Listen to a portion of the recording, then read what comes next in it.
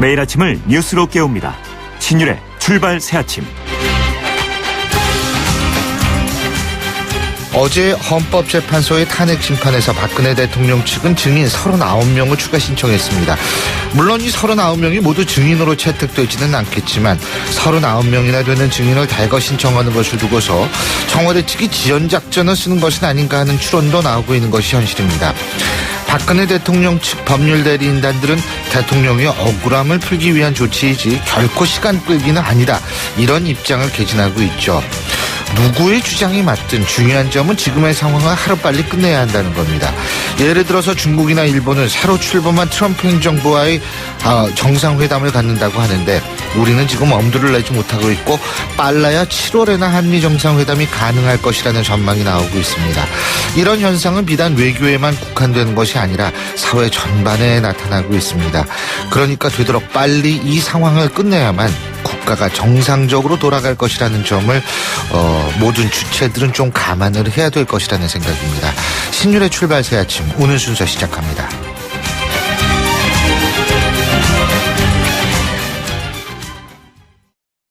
지금 들으실 광고의 내용이 궁금하신 분들은 메디톡스를 검색해보세요. 보톨리눔 톡신 공개하면 됩니다. 보톨리눔 균주 전체 유전체 염기서열 업계 최초 공개. 진짜 연구하는 바이오 제약회사 메디톡스. 이 여자 궁금한 건 못 참는다. 그런데 왜 다른 건 다 물어보면서 필러는 안 물어보냐고요? 물어보세요. 유라미스인지 물어보세요. 히알루론산 필러 뉴라미스. 근데 이거 누가 만들었어요? 메디톡스. 이 광고는 의료기기 광고입니다. YTN 라디오 신율의 출발 새아침. 예, 지금까지 들어온 뉴스 알아보겠습니다. 백병규 시사평론가 스튜디오에 나와 계십니다. 어서 오십시오. 안녕하십니까. 예, 헌법재판소가 김기춘 전 비서실장 등 증인 7명을 추가로 선정을 했죠. 그리고 제가 앞서도 말씀드렸지만 39명 막 이렇게 증인을 또 무더기로 신청을 해가지고 이 증인신문 기일이 늘어나면서 박근혜 대통령 탄핵 심판 결론, 이 결정이 조금 더 늦어질 것이다, 이런 전망이 지금 나오고 있죠. 네, 빠르면 박한철 헌재 소장이 임기가 만료되는 1월 말 전에도 나올 수 있지 않겠느냐. 1월 31일이죠. 네, 예. 그런 이제 관측도 일부 있었습니다만은 물리적으로 힘들게 됐죠. 말씀하신 것처럼 어제 박 대통령 탄핵 심판 8차 변론에서 이 박 대통령 측 대리인단 무려 39명의 증인을 추가로 신청을 했는데요. 네. 헌재는 이제 이 가운데 김기춘 전 대통령 비서실장과 김정덕 전 문체부 장관, 김규현 청와대 외교안보 수석 현직이죠. 유민봉 새누리당 의원, 전 이제 국정기획수석을 했던 분인데 이런 6명을 채택을 했습니다. 그리고 이 탄핵소추 대리인단, 즉 국회 측에서 신청한 증인 1명, 이 정원식 전 K스포츠재단 사무총장 등 7명을 이제 증인으로 채택을 해서 이들에 대해서는 다음 달 1일과 7일 이제 변론을 갖기로 했습니다. 증인 신문을 이제 이틀에 걸쳐서 한다는 건데요. 말씀드렸던 것처럼 이에 따라서 탄핵 심판 결론 빨라야 2월 말께 이루어질 것으로 일단 좀 예상이 되고 있죠. 예, 기각이 되든 인용이 되든 이게 결론이 빨리 나야지 이게 좀 어떻게 국가가 제대로 돌아가는데 말이에요. 예, 참 걱정입니다.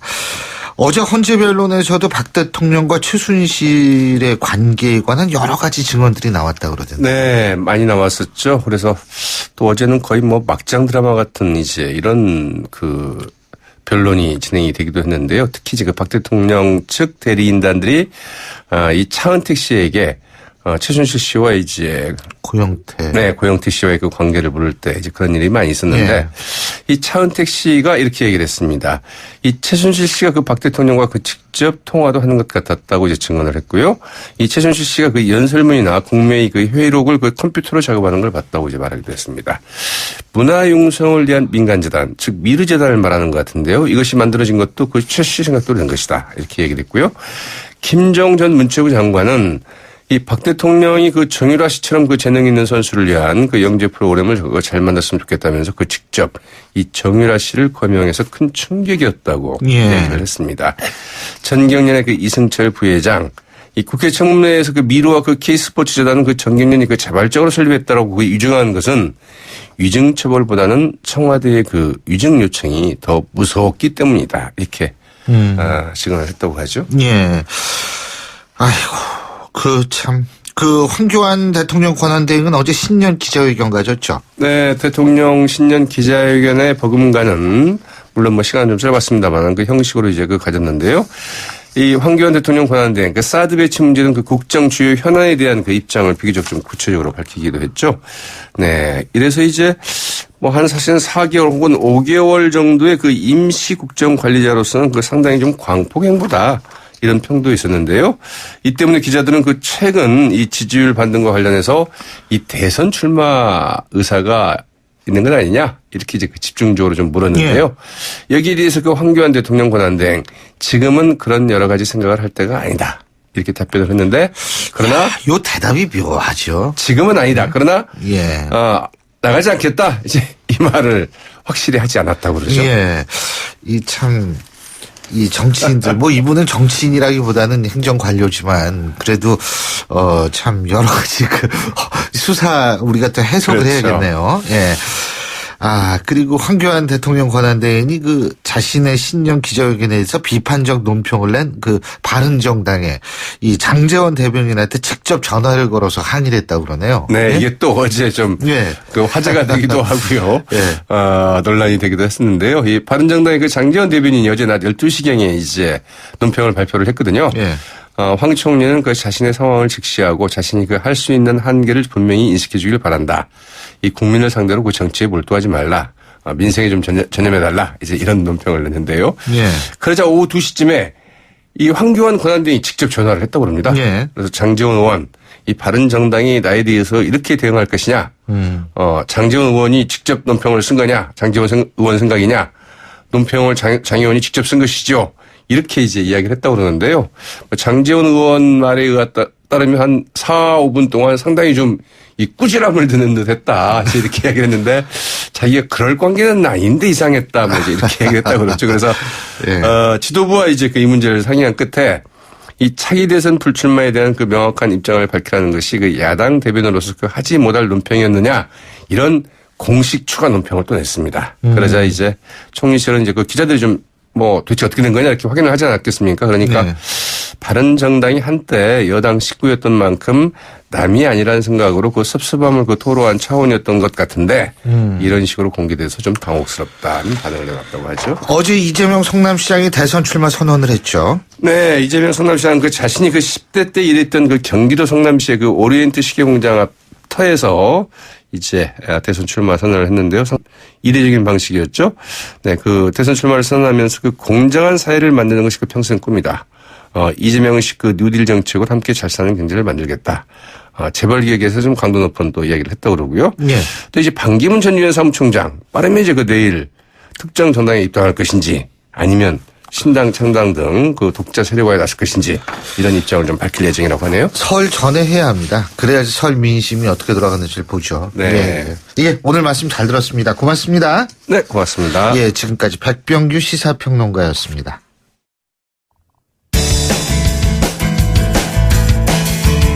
여러분은 지금 FM 94.5MHz로 방송되고 있는 신율의 출발 새 아침을 듣고 계십니다. 의견 주실 분은 짧은 문자 50원, 긴 문자 100원의 이용료가 드는 휴대전화 문자메시지 우물정 0945번으로 의견 남기실 수 있습니다.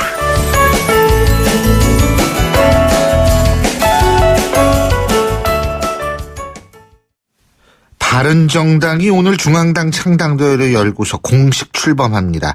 초대 당대표는 만장일치로 정병국 창당준비위원장을 맡게 됐는데요. 자, 바른정당의 정병국 당대표 전화 연결해서 직접 입장 들어보겠습니다. 정 대표님 안녕하십니까? 예, 안녕하세요. 정병국입니다. 예. 자, 이제 시작이죠? 예, 그렇습니다. 소감이 어떠세요? 예, 가장 어려운 시기에 어려운 일을 맡게 돼서 책임감이 아주 큽니다. 예, 지금 여러 가지 국내외적으로 어려운 상황이고 정치적으로도 아주 혼란기에 또 새로 출발하는 정당의 초대 당대표를 맡게 됐는데요.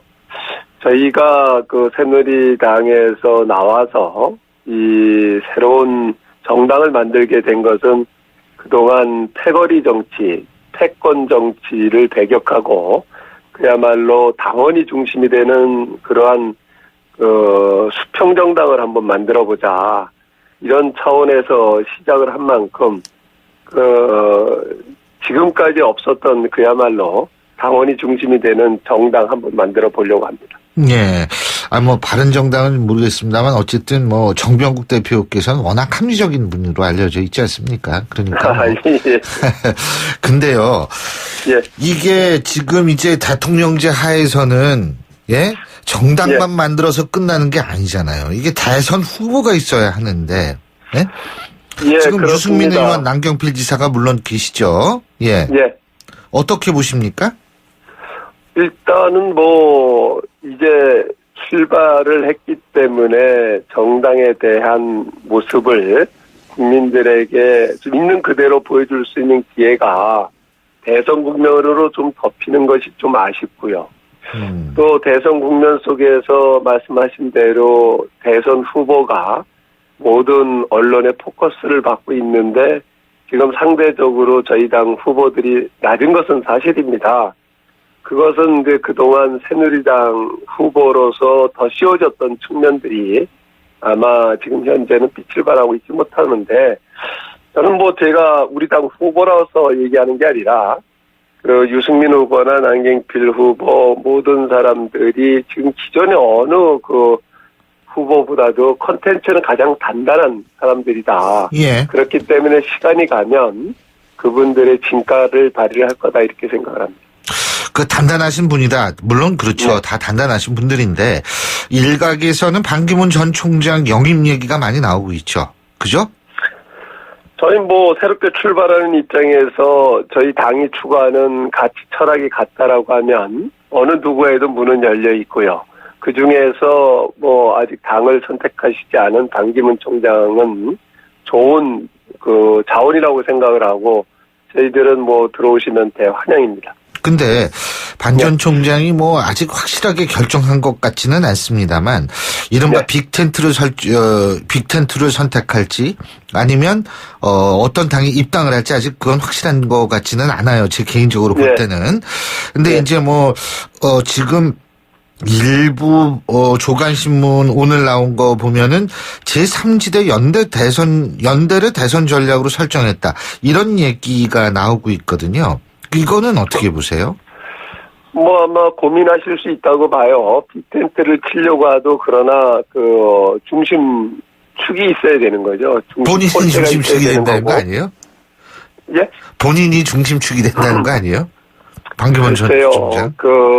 지금 반기문 총장님 측에 저는 판단을 좀 잘해야 된다고 봐요. 지금 들어오셔가지고 여러 가지 시행착오를 거듭하시고 이제 현실을 직시를 하셨을 텐데 그리고 또 왜 여론이 자꾸만 떨어지는가도 잘 보셔야 된다고 보고요. 분명한 것은 기본 원칙을 가지고 내가 만들어 간다라는 생각을 가져야지 이것저것 그렇게 자고우면 하게 되면 이 어려운 상황은 계속되지 않겠느냐. 그런 차원에서 정당을 선택을 하신다라고 하면 가장 가치 철학이 비슷한 바른정당을 오시는 게 맞지 않는가. 저는 그렇게 생각을 합니다. 예. 자, 두 가지 제가 여쭤보겠습니다. 지금 좀, 이런 게 여러 가지로 좀 반기문 전 총장이 들어와서, 들어오고 난 이후에 좀 여러 가지 힘을 받지 못하고 있는 것 같다. 이렇게 표현을 하셨는데, 왜 그런 현상이 나타난다고 보시고, 솔직한 얘기로 정치 선배시잖아요. 정치로는. 조언을 좀 주신다면, 나 같으면은 이걸 이렇게 고치겠다. 어떤 점을 지적하시고 싶으세요? 그동안 반기문 총장님에 대한 기대가 굉장히 컸지 않았습니까? 들어오시기 전에는 1등을 달리시기도 하셨고요. 근데 그러한 현상이라고 하는 건 과거의 안철수 현상과 저는 비슷하다고 봐요. 지금 여야를 막론하고 모든 정치권이 지금 국민들로부터 불신을 받고 있고 혐오감까지 받고 있다 이렇게 표현들을 하는데 그거에 대한 대안이라고 생각을 했던 겁니다. 그런데 들어오셔가지고 행보를 보면 기존 정치인들하고 행보가 똑같은 거예요. 거기에 대한 실망이 첫 번째라고 보고요. 결국은 정치 지도자에 대한 국민적 바람이라고 하는 것은 기본 원칙과 그것을 밀어붙이고 추진하는 힘이라고 보는데 예. 거기에 대해서 아직 그런 어떤 것을 느끼지 못하는 거죠. 명확한 자기 입장이 없다. 특히 이 당을 선택하느냐 마느냐는 문제를 가지고도 지금 열흘 이상 좌고우면하는 모습 아니겠습니까? 처음부터 들어오실 때 이 부분 이런 부분에 대해서 계획을 하고 있어야 명확한 된다. 방향을 갖고 오셨어야 되는데 지금 들어오셔가지고 이것저것 이렇게 어떻게 보면 간을 보는 것 같은 느낌이 드는 거예요. 국민들에게는. 그렇기 때문에 아마 국민들이 거기에 실망을 하지 않았겠는가. 저는 그렇게 봅니다.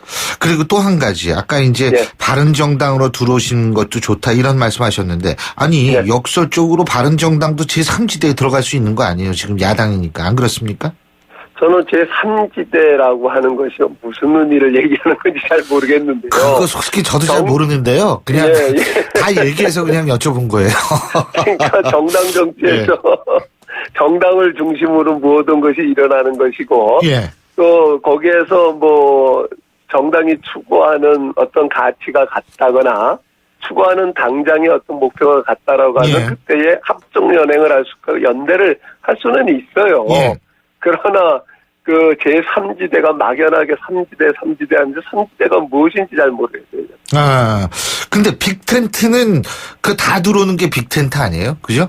근데 다 들어온다는 빅텐트를 칠 때에는 예. 어느 중심축이 있어야 되는 거예요. 예. 그렇지 않겠습니까? 그렇죠. 같이 빅텐트를 칠 수는 있습니다. 예를 들어 가지고 그 이 시대의 여러 가지 불합리한 이 체제를 바꾸는 최종 목표는 87년 체제를 바꾸는 거다라고 하면은 개헌이라고 하는 가치 빅텐트를 칠 수가 있어요. 목표를 네. 가지고.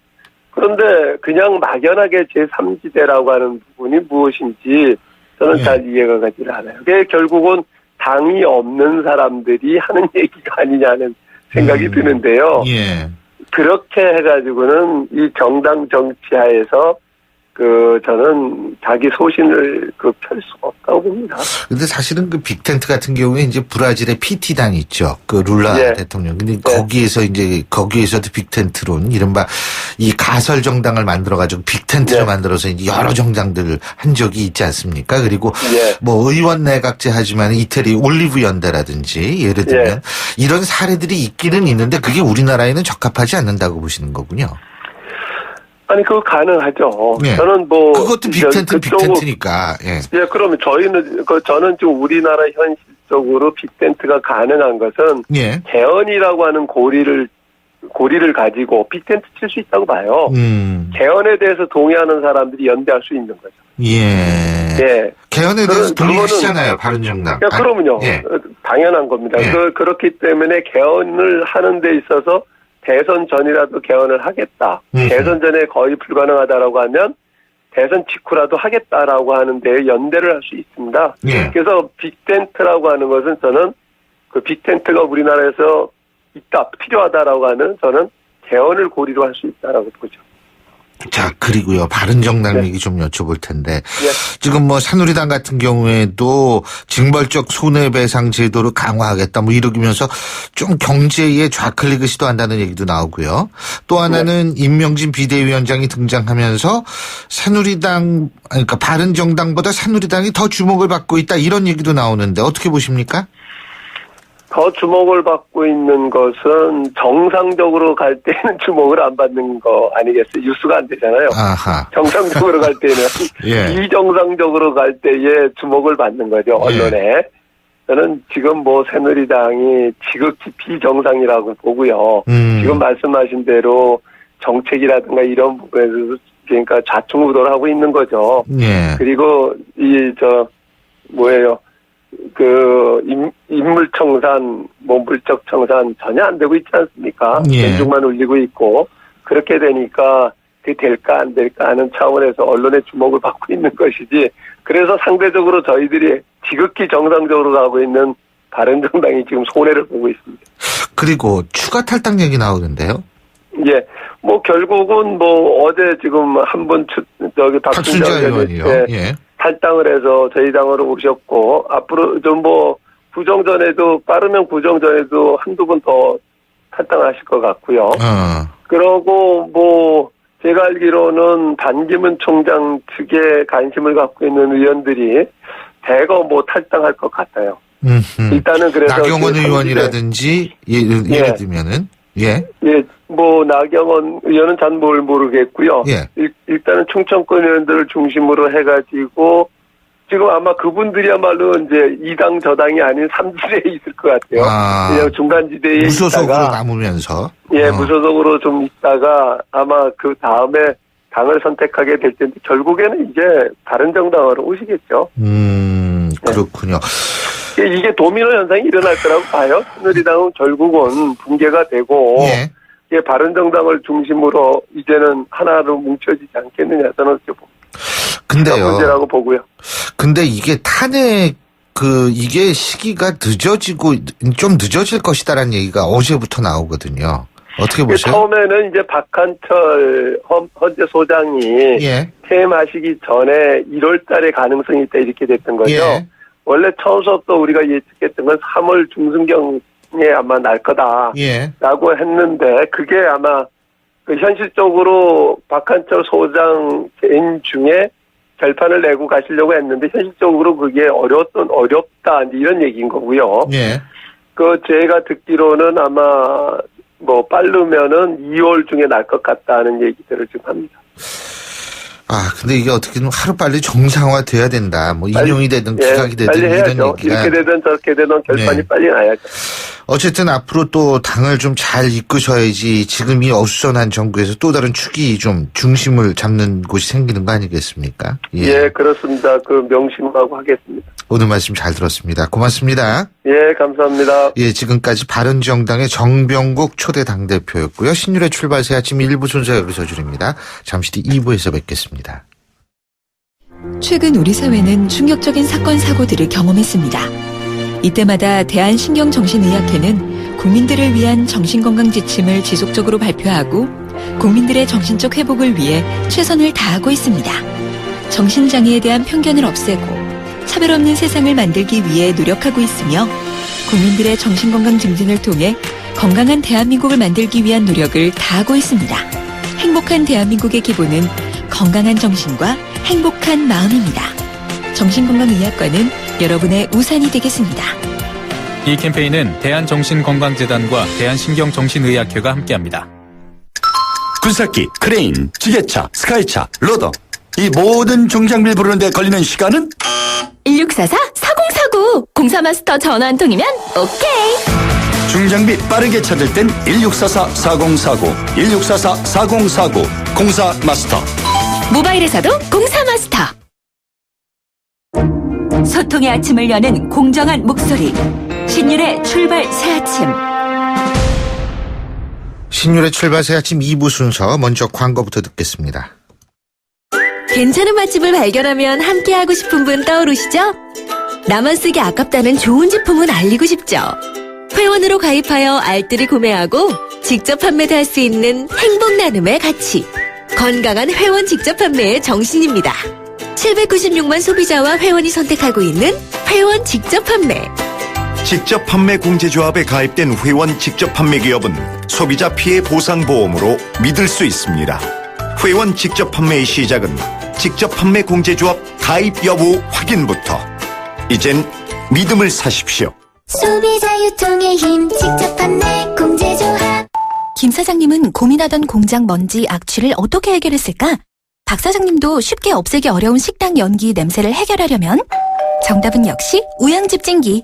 이제 25년 기술의 우양집진기로 말끔히 해결하세요. 집진기는 역시 우양집진기. 우양집진기. 검색창에 우양집진기. 온도와 습도를 항상 일정하게 유지시켜주는 항온항습기 전문기업 AR. 전산센터, 반도체 공장, 미술관, 박물관, 귀중품 보관실을 30년 축적된 기술로 AR이 지켜드립니다. 24시간 확실한 서비스 보장 031-497-0561. 크리네어 테크. 크리네어 테크 집중기. 주물 작업, 연마 작업, 페인트 작업, 분진가스 냄새 연기 작업장 분진. 이 세상에 못 없애는 분진이 어딨어? 크리네어 테크 기술력이 끝내줍니다. 크리네어 테크. 크리네어 테크 집중기. 지금 들으실 광고의 내용이 궁금하신 분들은 메디톡스를 검색해보세요. 보톨리눔 톡신 공개하면 됩니다. 보틀리눔 균주 전체 유전체 염기서열 업계 최초 공개. 진짜 연구하는 바이오 제약회사 메디톡스. 이 여자 궁금한 건 못 참는다. 그런데 왜 다른 건 다 물어보면서 필러는 안 물어보냐고요? 물어보세요. 유라미스인지 물어보세요. 히알루론산 필러 뉴라미스. 근데 이거 누가 만들었어요? 메디톡스. 이 광고는 의료기기 광고입니다. 예, 화요일 아침입니다.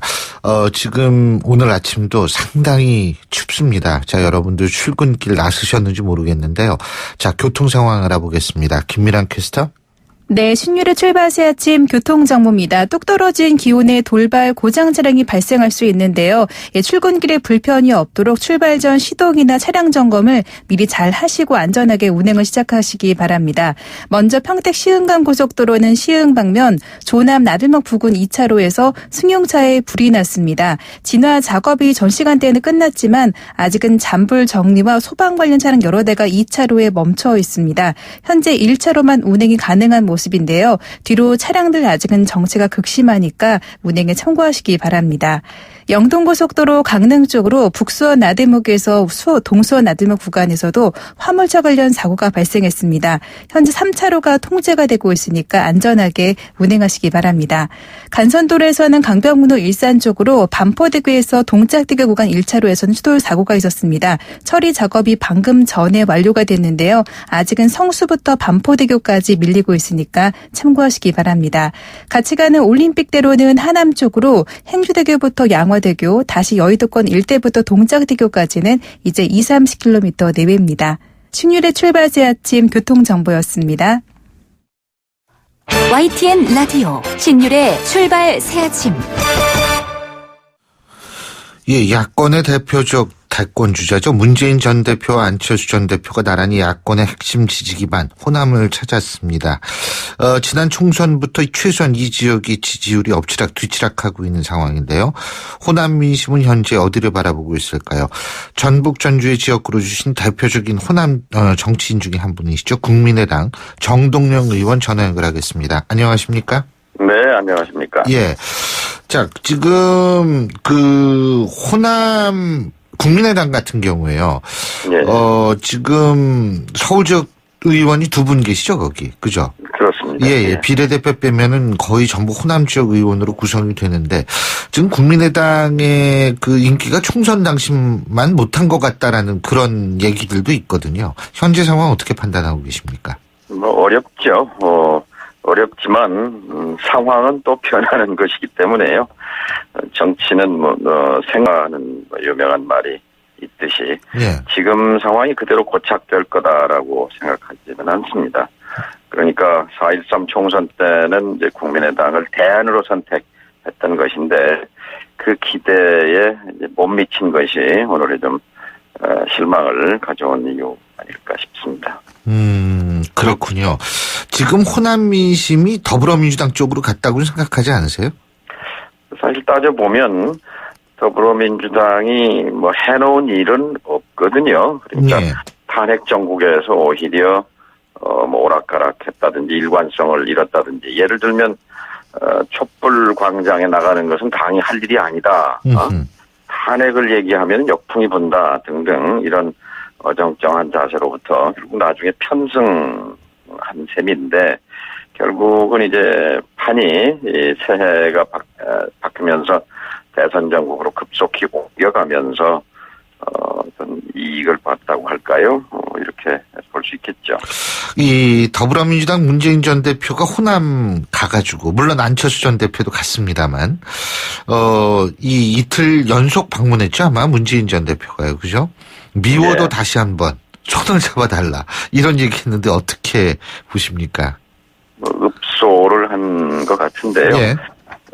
현재로서 이제 호남 민심은 좀 혼란스럽다 이렇게 말씀드릴 수 있을 것 같아요. 그러니까 첫 번째 목표는 정권 교체고요. 그건 대한민국 다수 국민과 같죠. 그런데 특히 간절함이 있는 것이고 그다음에 정권 교체만이 아니라 거기에 더해서 기득권 구조를 청산해라 하는 그런 강력한 요구가 호남 바닥에 있는 민심 바닥에 있는데 현재로서는 이제 국민의당이 어쨌든 대안에 못 미치게 되니까 그런 반사 이익이 문 대표 쪽에 가는 것 아닌가 싶습니다. 그러니까 대안 부재 상황 속에서 호남 정서 속에는 문재인이 아니었으면 좋겠는데 하는 정서가 있는 것은 분명한데 현재는 또 그가 1등 아닌가 하는 그런 현실론이 작용하고 다 이렇게 보여집니다.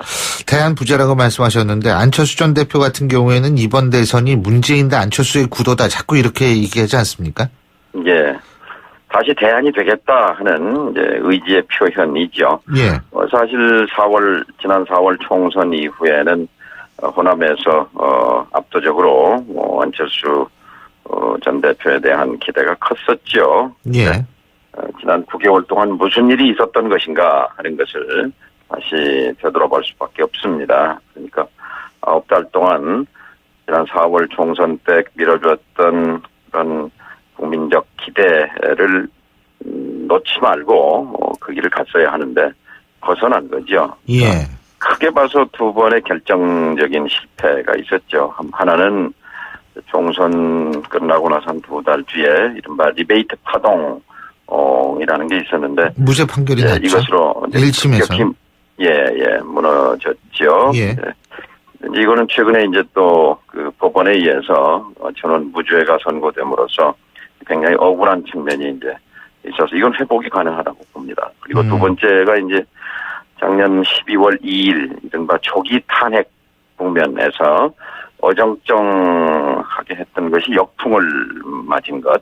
이것은 그 판단 착오라고밖에 할 수는 없죠. 그러니까 계속 그 광장과 함께 해오다가 국민의당이 마지막 순간에 발을 헛은 거거든요. 그래서 마치 탄핵 반대 세력처럼 매도된 것. 여기서 이제 또 결정적인 그 타격을 입은 것이죠. 이 두 번의 그 실패가 당에 큰 상처로 남았고 또 호남에서도 실망감으로 이어진 것이다고 생각합니다.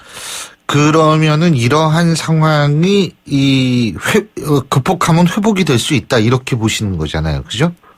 그러니까 지금은 초심, 그러니까 국민의당을 만들 때에 초심을 새기면서 현재 국면은 촛불 시민혁명이라고 일컬어지는 광장의 열기가 아직도 지속되고 있지 않습니까? 예. 그러면 바로 이 촛불 시민혁명들이 바라는 세상이 좀 확 변했으면 좋겠다. 재벌 개혁도 하고 검찰 개혁도 하고 언론 개혁도 하고 과거 적폐를 청산하라 하는 이런 요구에 대해서 가장 적극적으로 응답하는 정치 세력이 정당이 국민의당이 될 때 국민의당이 정말 야당다운 당으로서 우리 대안이 될 수 있겠다 하는 그런 신뢰가 서서히 살아나지 않겠는가 이런 기대를 하는 반기문 전 총장이 입당을 하거나 입당할 가능성은 어떻게 보십니까? 굉장히 낮다고 봅니다. 굉장히 그러니까 낮다. 이 문제만 봐도 예. 좀 원칙을 가지고 갔으면 반기문은 반기문이고 우리가 가야 할 길은 광장의 시민들의 요구에 적극적으로 응답하는 것이다 하는 그 줄기를 잡고 갔어야 하는데 계속 창밖을 쳐다본 거거든요. 누가 들어오면 좋겠다. 누구랑 손잡아야 한다. 영입해야 한다. 이런 식으로 이걸 이제 정치 공학이라고 말할 수 있는데요. 정치 공학에 골몰하는 정치력처럼 정당처럼 비친 것이 결정적인 패착이었다고 생각합니다. 그래서 지금이라도 그러니까 내 중심을 분명히 하는 그러면서 국민들의 가슴 속에 원하는 것이 무엇인가 이것을 계속 묻고 답하고 지금은 국민 앞에 서서 정당이 국민을 끌고 가는 국면이 이끄는 국면이 아니라 국민에게 물어야 하는 거거든요. 뭐를 지금 국민이 답답해하는지 가려워하는지 이것을 찾아내고 여기에 적극적으로 대응을 하고 하는 것이 중심이어야 하겠죠. 국민의당이 빅텐트에 들어가는 건 어떻게 보세요, 그러면? 네, 정치는 생물이기 때문에 모든 가능성이 열려 있다고 봅니다만 그러나 그것은 후순위의 얘기입니다. 그리고 또 설사 빅텐트라 하더라도 그 중심에 국민의당이 나름대로 그 원칙을 가지고 서야 그것이 의미가 있지. 여러 지금 거론되는 빅텐트의 구성 요소들은 정당이 아니거든요. 그런데 국민의당은 분명히 이 정당으로서 원내 교섭단체를 갖고 있는 이 명백한 상수 정치 세력인데 여기에 흔들려서는 안 된다고 생각합니다. 지금 그 손학규 전 대표의 영입 가능성 얘기도 있던데요.